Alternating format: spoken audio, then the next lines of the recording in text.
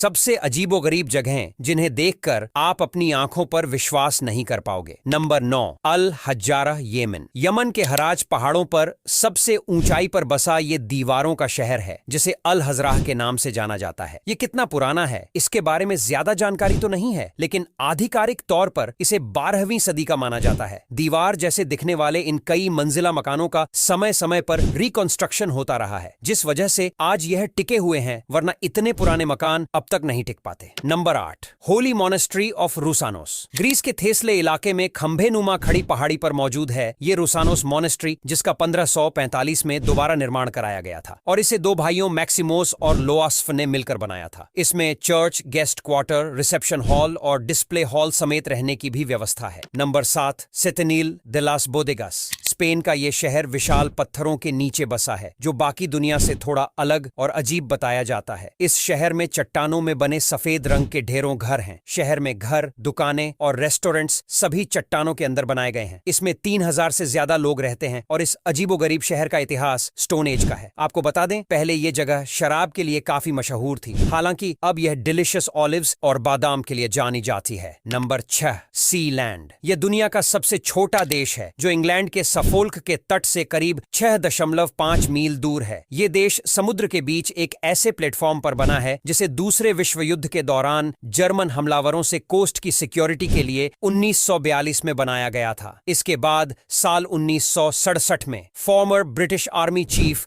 Roy Bates ने Sealand को खरीदा और इसे एक अलग देश घोषित कर दिया। आपको बता दें, यहाँ की कुल जनसंख्या ही 30 से कम है। Number 5, castle of Derby island. Caribbean sea के डर्बी आइलैंड पर बनाया गया यह कास्टल नाजी लोगों ने वर्ल्ड वॉर के दौरान 1938 में बनवाया था, जो उस समय एक मनी मेकिंग का जरिया था। यह बहुत ही सुनसान आइलैंड पर बना एक कास्टल है, जिसे देखकर डरावनी फीलिंग आती है। हालांकि लोकल लोगों ने यहाँ पर कई बार अजीबोगरीब लाइट्स को भी ऑब्जर्व किया है। हालांकि अब इस आइलैंड को एक टूरिस्ट अट्रैक्शन बना दिया गया है और बहुत सारे लोग यहाँ जाते हैं और एक अलग तरह का एक्सपीरियंस महसूस करते हैं। Number 4, कैपाडोशिया, Turkey. तुर्की के एंशंट एनाटोलिया प्रोविंस में मौजूद ये खूबसूरत जगह इंसानों के सबसे पुराने ठिकानों में से एक मानी जाती है। कप्पादोकिया को देखकर पता चलता है कि मानव विकास किस क्रम में आगे बढ़ा। यहाँ मौजूद ईसा पूर्व 6वीं सदी के रिकॉर्ड ये बताते हैं कि ये पारसी साम्राज्य का सबसे पुराना प्रोविंस रहा है। ये जगह यूनेस्को की विश्व धरोहरों में शामिल है, जिसकी वजह से